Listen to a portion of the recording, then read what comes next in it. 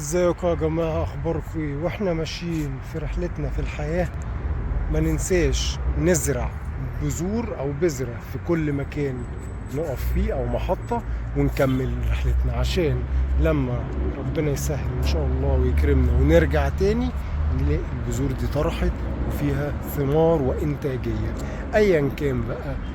حاجات بنعملها في حياتنا بنسيب بتكبر مع الوقت، نرجع نلاقي حاجة. ولكن لو فضلنا نجري نجري نجري بدون ما نزرع البذور دي، هنرجع نلاقي الأرض زي ما هي تكاد تكون هتجف وتبقى بور أصلا يعني، وغير قابلة فيما بعد إن احنا نحط فيها أي حاجة.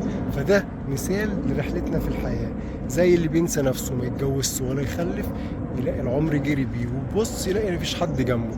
فاحنا بنقول يا جماعة نسعى في الخير وفي الصح، واللي ربنا رايده هو اللي هيكون، محدش هياخد اكتر من نصيبه. وكل لن يصيبنا الا ما كتب الله لنا، والحافظ والحامي هو الله، وربنا يسترها الجميع. شكرا لكم.